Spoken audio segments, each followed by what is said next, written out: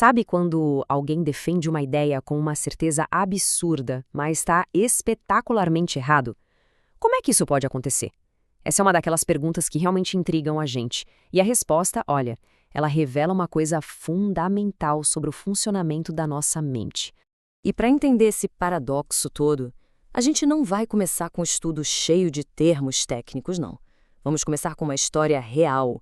Uma história tão bizarra, mas tão bizarra, que se não fosse verdade, ninguém acreditaria. Ela é o cenário perfeito para o que vem a seguir. Olha que interessante. Mais de um século antes da psicologia sequer dar um nome para esse fenômeno, Charles Darwin já tinha sacado essa relação estranha entre saber pouco e achar que sabe muito. Essa frase dele não é só uma observação qualquer, não. É a chave para entender toda a nossa análise de hoje. Então vamos conhecer o Mark Arthur Wheeler. Em 1995, ele simplesmente entrou em 2 bancos, sem disfarce nenhum, e saiu com o dinheiro.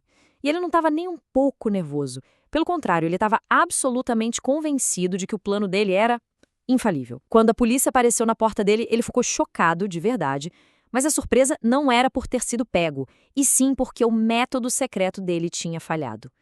E qual era o grande segredo? Suco de limão. É isso mesmo que você ouviu. Ele passou o suco de limão no rosto, acreditando com toda a sinceridade que isso deixaria invisível para as câmeras. Tipo tinta invisível no papel, sabe? A pergunta que deixou os psicólogos David Dunning e Justin Kruger fascinados foi exatamente essa. Como a própria incompetência do Wheeler o deixou cego para essa mesma incompetência? O caso do Wheeler, veja bem, não era só uma história bizarra de alguém sem noção. Era a ilustração perfeita de um viés cognitivo que, em algum nível, afeta todo mundo. Agora sim, vamos dar nome aos bois e entender a ciência por trás disso. E aqui está a definição formal. O efeito Dunning-Kruger é um tipo de viés cognitivo. É quando pessoas com baixo desempenho numa área não só falham em perceber a própria falta de habilidade, como também não conseguem reconhecer quando outras pessoas são boas naquilo. E aqui está o pulo do gato. As mesmas competências que te tornam bom em algo são as que te permitem avaliar o quão bom alguém é. É um baita paradoxo. O Dunning e o Kruger chamaram isso de duplo ônus, ou dupla maldição. Pensa só. Primeiro, a falta de conhecimento leva a pessoa a cometer erros. E segundo, essa mesmíssima falta de conhecimento impede que ela enxergue esses erros. É um ciclo vicioso terrível de incompetência, com uma confiança que não tem fundamento nenhum. Agora, se liga nos dados do estudo original, porque eles mostram o tamanho do efeito. Olha só o grupo com pior desempenho. A performance real deles os colocou no percentil 12, ou seja, lá embaixo, entre os mais fracos. No entanto, quando perguntaram para eles como eles achavam que tinham ido, a resposta foi percentil 62, acima da média. Isso não é só um errinho de cálculo, gente. É uma percepção da realidade que está completamente distorcida. Mas olha que curioso, o efeito não se aplica só aos incompetentes. Os especialistas também cometem um erro, só que é o oposto. Eles tendem a subestimar um pouco suas próprias habilidades. E por quê? Por causa de uma coisa chamada efeito de falso consenso. É a tendência de achar que todo mundo pensa e sente como a gente. Para um especialista, a tarefa parece fácil, então ele assume que deve ser fácil para todo mundo e acaba subestimando o quão excepcional ele realmente é. Certo? Então, se todo mundo em algum momento pode cair nessa armadilha, como é que se escapa? A boa notícia é que não estamos perdidos. Existe um mapa bem conhecido que descreve essa jornada do aprendizado e que ajuda a gente a navegar por esse terreno traiçoeiro. Este aqui é um modelo dos 4 estágios da competência. A jornada toda começa na incompetência inconsciente, que é o pico da confiança do Dunning-Kruger, onde a pessoa simplesmente não sabe que não sabe. Daí vem o despertar doloroso da incompetência consciente, quando a realidade bate e a confiança, despenca. É aqui que o aprendizado de verdade começa. Com esforço, a gente sobe para a competência consciente e finalmente alcança a maestria da competência inconsciente, quando a coisa se torna natural. O passo mais crucial, e também o mais dolorido, é sair do primeiro estágio. É aquele momento em que a ficha cai, sabe? Quando a ilusão de conhecimento se desfaz. É preciso muita humildade para admitir a própria ignorância. E é exatamente nesse ponto que o efeito Dunning-Kruger começa a ser vencido pelo aprendizado real.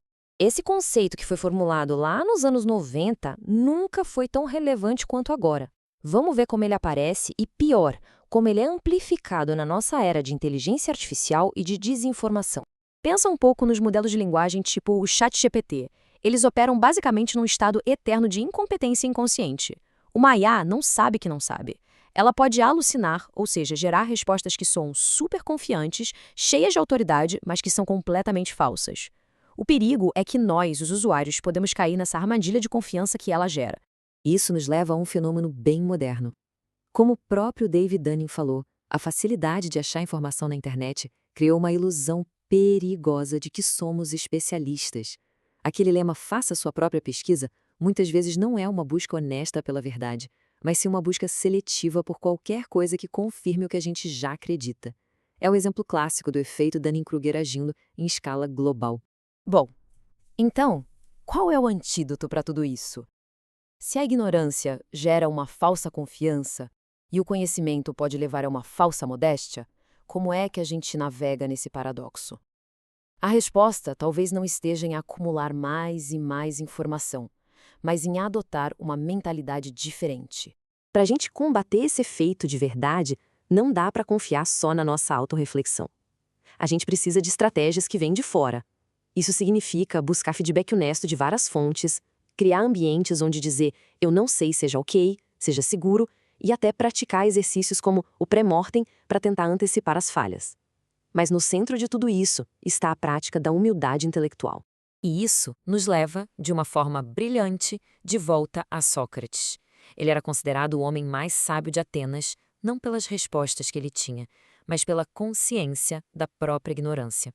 Ele fazia diferença entre a ignorância simples, que é um estado positivo, de saber que não se sabe, o que te move a aprender, e a dupla ignorância, que é exatamente o equivalente filosófico do efeito Dunning-Kruger, não saber que não se sabe.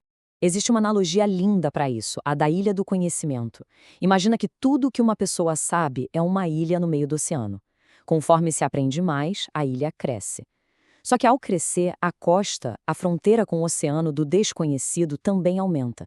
Os verdadeiros especialistas não são arrogantes porque eles estão o tempo todo na beira da praia, olhando para a imensidão do que eles ainda não sabem.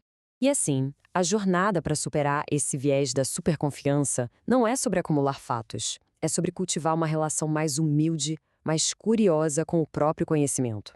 A verdadeira sabedoria, no fim das contas, talvez não seja ter todas as respostas, mas sim ter a consciência profunda das perguntas que a gente ainda nem sabe como fazer.